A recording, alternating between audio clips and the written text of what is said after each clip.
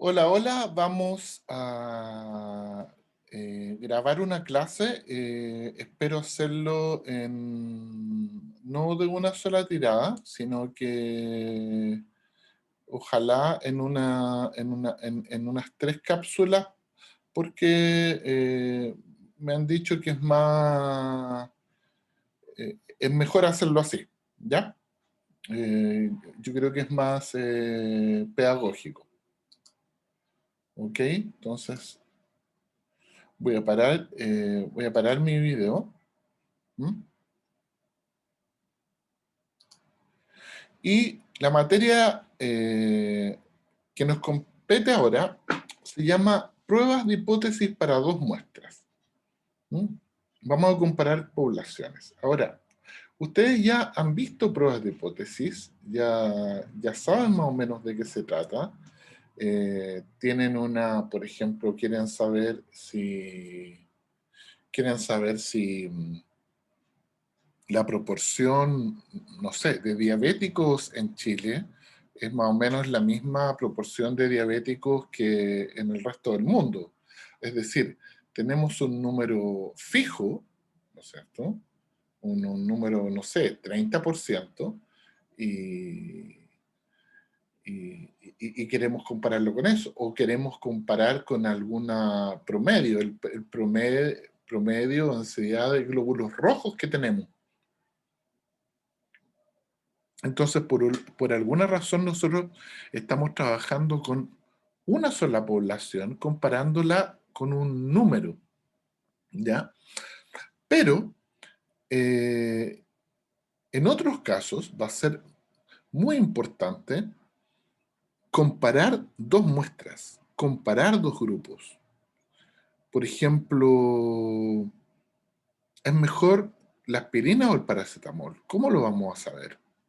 Bueno, creamos un grupo que toma aspirina y otro grupo de paracetamol y vemos cuál tiene una mejor respuesta desde el punto de vista, no sé, del dolor de cabeza.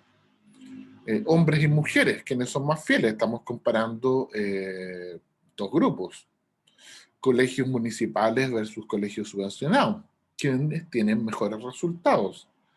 Tenemos dos tratamientos que queremos hacerle a las personas. Tratamiento A y tratamiento B.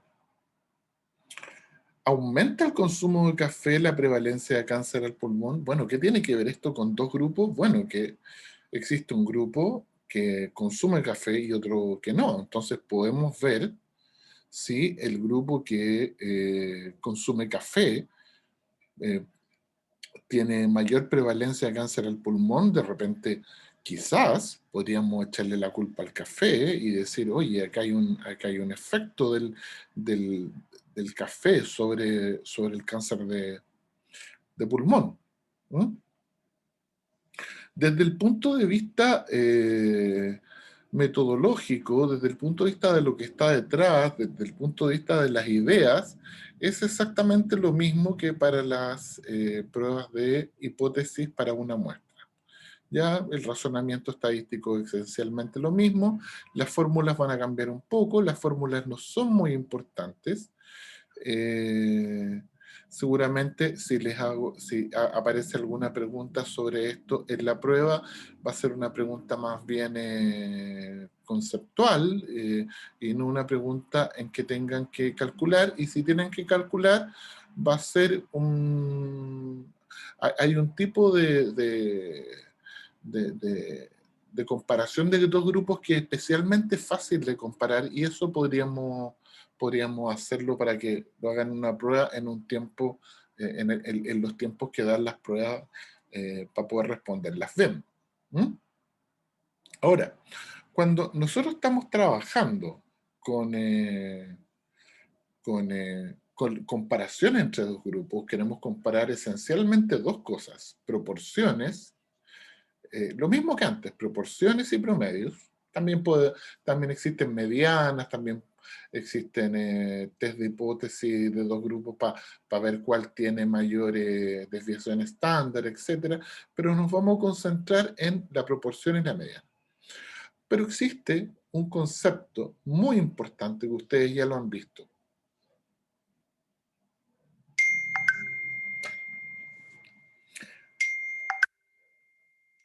Voy a poner en pausa porque me están llamando.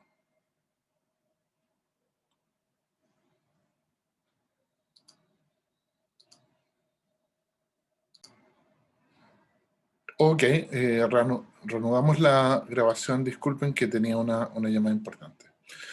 Lo que quería hablar ahora es que cuando ustedes hagan pruebas de hipótesis para dos muestras, hay un concepto, hay varios conceptos que son importantes, pero el concepto, a mi parecer, más importante es el concepto de variables confusoras. Y bueno, ese concepto yo creo que ya lo han visto en epidemiología, ¿ya? Pero le vamos a echar una miradita de nuevo tomando en cuenta el punto de vista de los test de hipótesis, ¿ya? Entonces vamos a... Ahí está. A ver, ¿qué es lo que tenemos? Tenemos un experimento, ¿ya?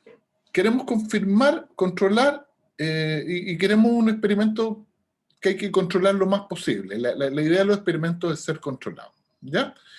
Y eliminar las variables que pueden afectar la validez de nuestro experimento. Es decir, hay que aislar variables, hay que sacar variables, no, tiene que haber ciertas características para que un experimento tenga eh, rangos mínimos de aceptación y sea un experimento aceptable. Vamos a dar un ejemplo para que entendamos este concepto, y este concepto va a ser que vamos a hacer un experimento o queremos hacer un estudio para averiguar si las personas alcohólicas mueren a una edad más temprana. Más o menos ya se sabe que las personas alcohólicas mueren antes, ¿sí? Pero igual nos va a servir este ejemplo.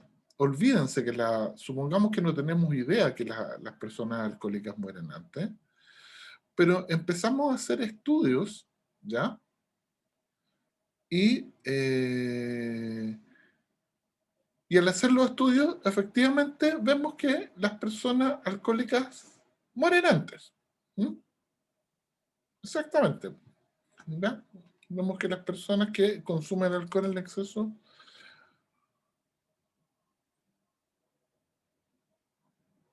Perdón.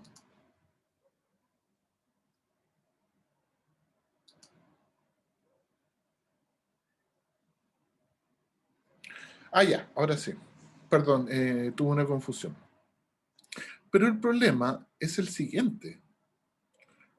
Hacemos el estudio, tomamos grupos de bebedores y no bebedores, hacemos un seguimiento larguísimo, ¿ya? Podemos hacer un seguimiento de cohorte en el cual seguimos personas, qué sé yo, desde los 15 años hasta que mueren. Entonces podemos hacer un estudio de decenas de años,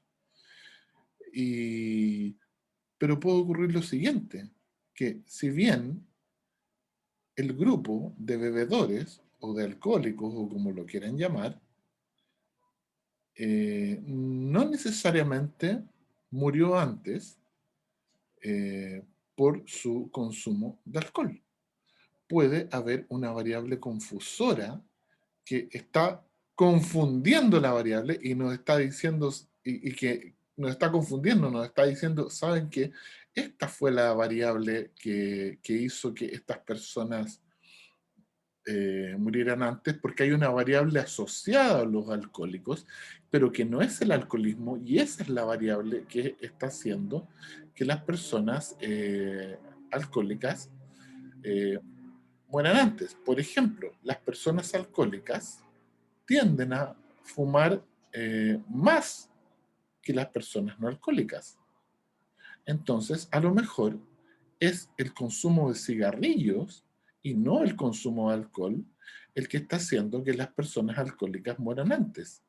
Por otro lado, las personas alcohólicas tienden a alimentarse peor que los no alcohólicos, y esta también puede ser una razón por la cual la esperanza de vida de estas personas sea sea menor. Entonces, ¿qué hacemos? ¿Cómo podemos hacer un experimento para saber si es esa la variable alcohol, si esa variable alcohol está produciendo algún efecto en la longevidad de las personas? ¿Cómo lo hacemos? ¿Ya? Bueno, y existen esencialmente dos formas. Bueno, ya tenemos ya que el alcohol puede ser una variable confusora. Hay que resolver el problema. Resolver el problema esencialmente es un problema de controlar la variable. ¿Cómo?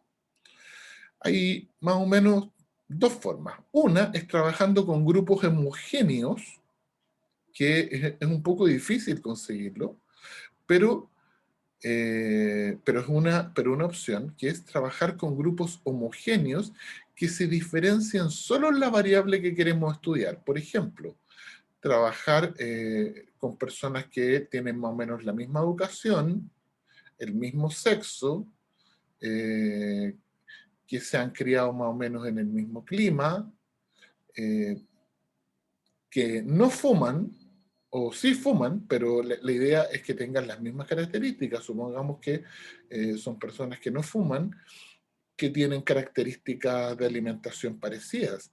Entonces, cuando estas personas podemos considerarlas que son todas iguales y de todas maneras vemos que la única diferencia que tienen es su alcoholismo y veo que las personas del grupo de los alcohólicos mueren antes, ahí sí puedo echarle la culpa a el alcoholismo por la disminución de la longevidad de esas personas. Ahora, hay un problema con esta... Hay un problema con esta forma de hacerlo, que si bien es excelente, es muy difícil conseguir grupos lo suficientemente grandes, eh, grupos lo suficientemente grandes eh, que además que sean homogéneos en sus características. Entonces, la otra forma de hacerlo es tratar con grupos muy grandes, muy heterogéneos. Es decir, tomo un grupo donde hayan mujeres, hombres, fumadores, no fumadores, donde haya de todo, donde todas las variables que nosotros consideramos que son importantes estén incluidas, es decir, hacer un muestreo aleatorio simple donde saquemos gente de distintos lugares, de distintas zonas geográficas, de distintas clases sociales, y ahí sacamos una muestra muy heterogénea. Entonces, en la heterogeneidad, ahí vamos a aislar la variable, como los dos grupos son, porque los dos grupos en el fondo van a ser iguales porque ambos grupos son heterogéneos. Los grupos son heterogéneos. En el fondo tienen las mismas características. Tienen más o menos una proporción parecida de fumadores, una proporción parecida de gente eh, de cierta clase social, etcétera. Y esa es la forma que más se usa, ¿ya? Aleatorizando las muestras, y esa es una forma mucho más fácil de trabajar, porque es mucho más fácil trabajar con grupos heterogéneos y conseguir personas que estén dispuestas a trabajar con a participar en este tipo de estudios. Entonces, resumiendo, tenemos una variable confusora, ¿ya? Y que podemos diagramar de la siguiente manera. Seguramente ustedes lo han visto. Tenemos una causa, que es la variable independiente. Perdón. Tenemos un efecto, pero tenemos un factor que está relacionado con el efecto y la causa, que sería la variable confusora. ¿Mm? Aquí tenemos una foto de Ozzy Osbourne, la puse porque Ozzy Osbourne es una persona que todos sabemos que no se portó muy bien en su vida, consumió mucho alcohol, eh, drogas, pastillas, todo lo que ustedes quieran, no tuvo una vida muy, una vida muy sana, y sin embargo está muy vivo y ha vivido mucho más que gente eh, que se ha portado bien en la vida, por decirlo de una manera. ¿Mm? Entonces tenemos dos opciones: trabajar con un grupo que se diferencie solamente en el efecto que estamos estudiando, y lo otro es trabajar con grupos muy heterogéneos, diferenciados en la variable que queremos controlar. ¿Ya? Entonces, supongamos, vamos a ir a otro ejemplo. Supongamos que tenemos un país, que es Chile. Tenemos dos poblaciones, hombres y mujeres. Vamos a querer comparar dos grupos, hombres y mujeres. Y ahora lo que queremos es determinar una proporción P de fumadores. Y queremos saber quiénes fuman más, hombres y mujeres. Entonces, obviamente lo que vamos a hacer, y más o menos ya ustedes lo pueden intuir, es que vamos a tomar una muestra de hombres, una muestra de mujeres, y vamos a ver si las diferencias son significativas. Como en todo este tipo de preguntas, la hipótesis nula, la hipótesis de unidad, tiende a ser una igualdad, y en este caso, la hipótesis nula va a ser de que pH igual PM, es decir, la proporción de hombres que fuman es igual a la proporción de mujeres que fuman. ¿Ok?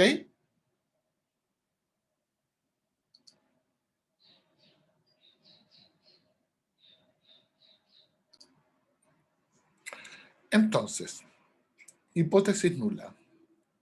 La proporción de hombres que fuman es igual a la proporción de mujeres que fuman. Esto es un ejemplo totalmente pedagógico que tiene que ver para entender este ejemplo, porque más o menos se sabe que los hombres fuman en mayor proporción que las mujeres, ¿no? Pero vamos a ver si es cierto con este ejemplo. Aquí tenemos dos grupos entonces, vamos a hacer dos grupos, un grupo de hombres, un grupo de mujeres. Supongamos que tenemos un grupo, puede considerarlo un grupo homogéneo, más o menos son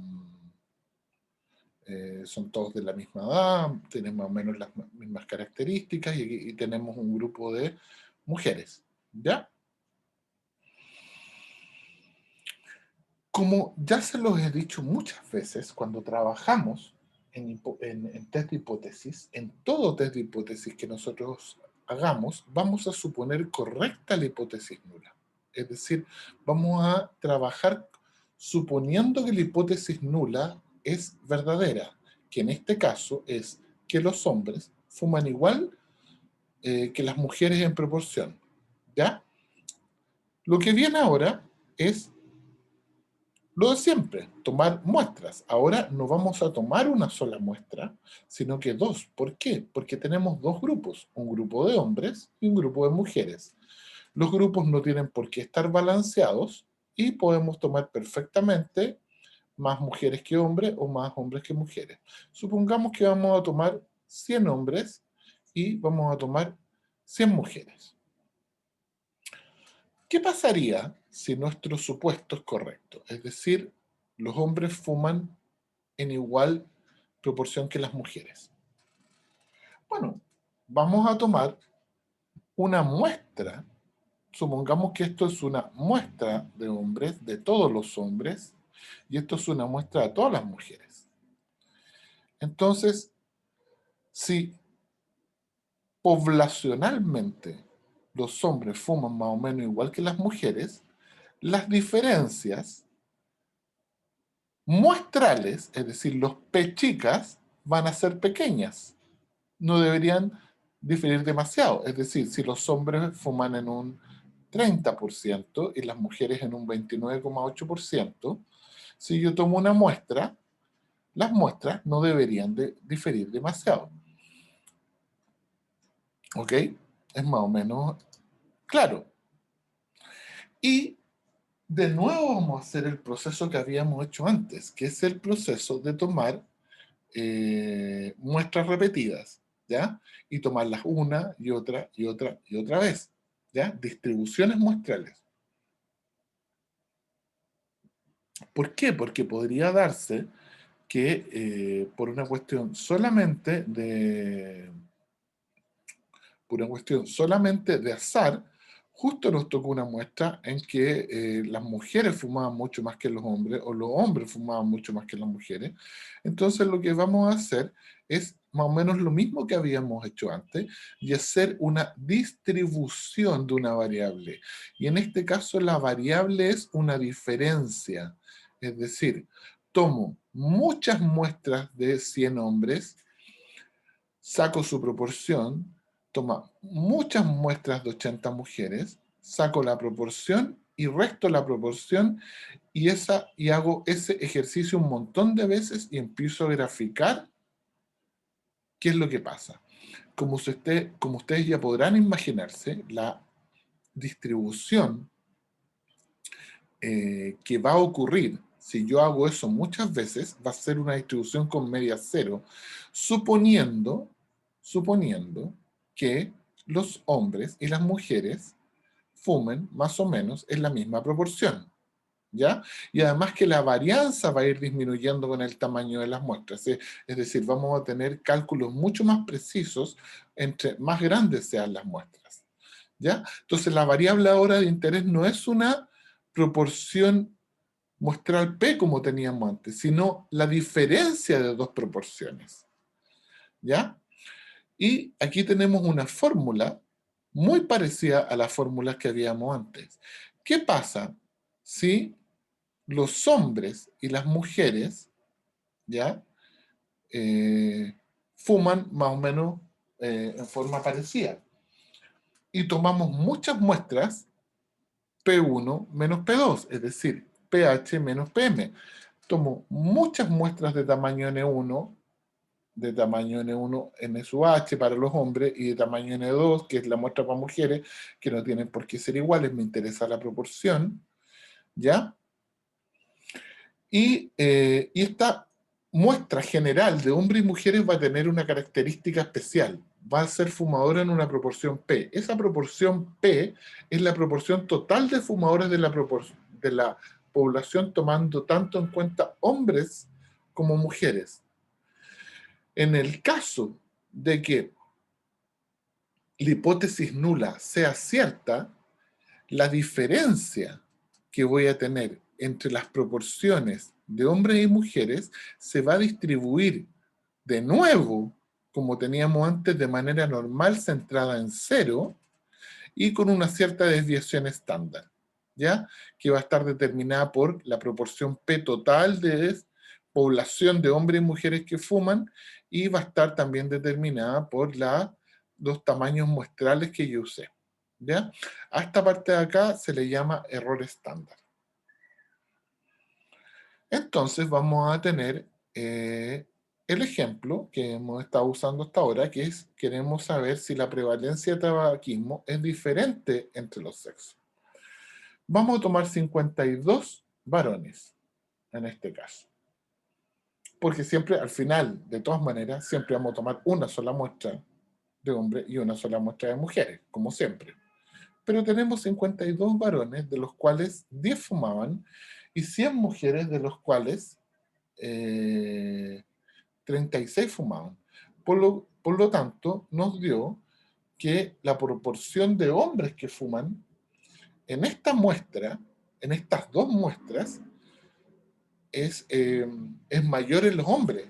Y las hipótesis nulas se escriben en función de proporciones poblacionales. La pregunta no es si la proporción P chica es igual a la proporción P chica de mujeres, es si la proporción de hombres completa es igual a la proporción de mujeres completa. Ahora, en base a lo que tenemos acá, podemos hacer el siguiente supuesto. Pareciera ser, ay Dios mío, perdón, pareciera ser que los hombres fuman en menor cantidad que las mujeres, dado que el resultado de la muestra fue ese. ¿Ya? La proporción de hombres que fuman es 10 partido por 52, es decir, un 19%, y las mujeres fuman en un 36% en base a esta muestra. El único problema que tengo acá es que no conozco la proporción P poblacional de fumadores de toda la población, de tanto hombres como mujeres. Pero tengo una buena aproximación. Tomo los valores que ya tomé de mi muestra de hombres y mujeres y hago una suma ponderada, un promedio ponderado, y puedo determinar de esta manera, revísenlo ustedes, que hombres como mujeres fuman en un 30% sin considerar su sexo. ¿Ya? Esto es un promedio ponderado y quiero que lo revisen.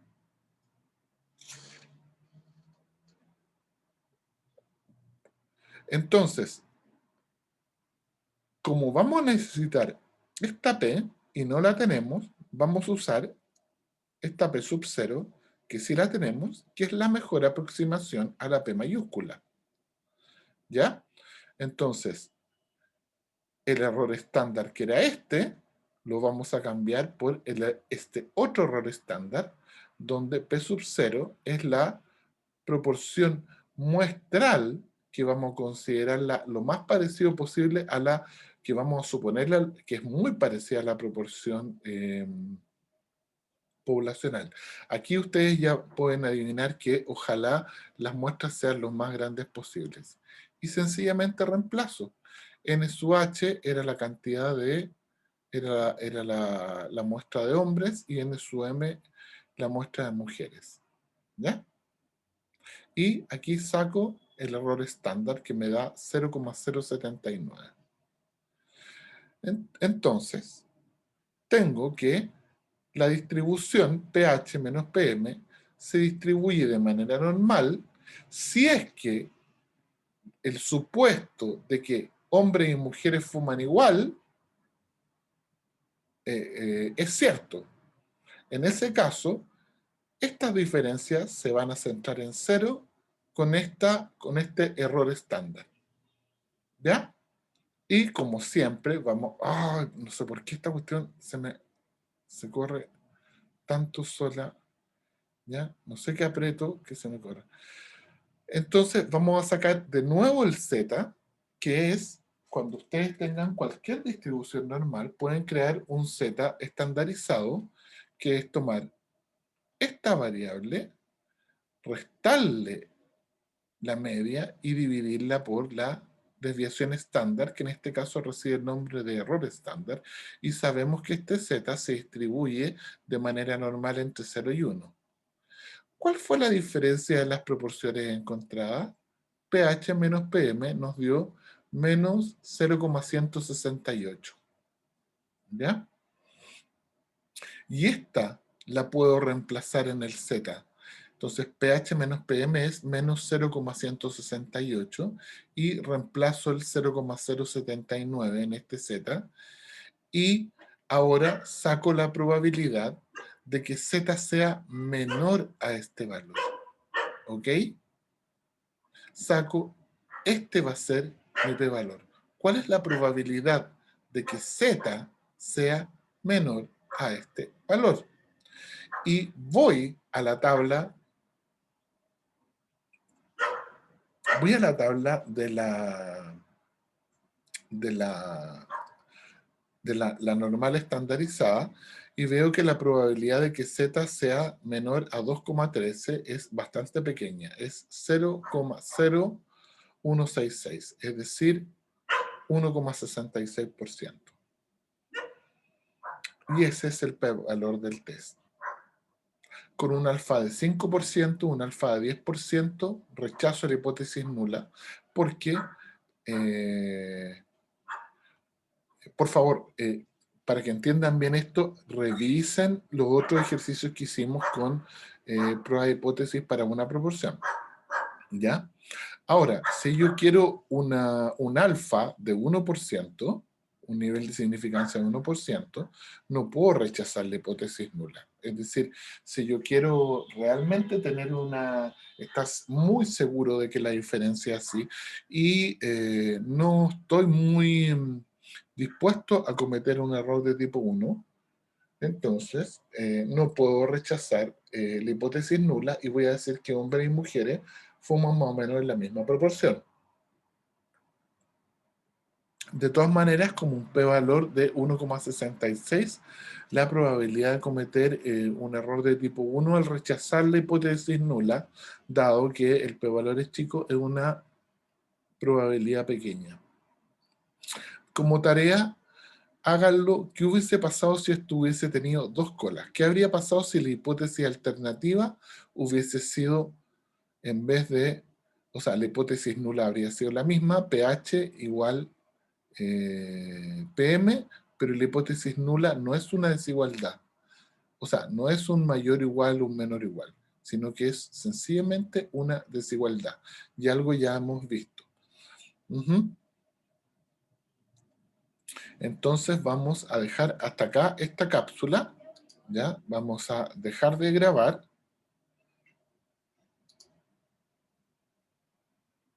Y, y ¿qué más les puedo decir? No vamos a darle mucha importancia en la prueba a test de hipótesis de dos muestras, a no ser que les haga un ejercicio más o menos fácil, revísenlo, pero vamos a darle más importancia a test de hipótesis de una muestra, y con test de hipótesis de dos muestras probablemente haga preguntas más bien conceptuales, y si hago una pregunta numérica, va a ser una pregunta que va a ser fácilmente calculable. ¿Ok? Así que detengo la grabación y les subo esto para que tengan esta clase grabada.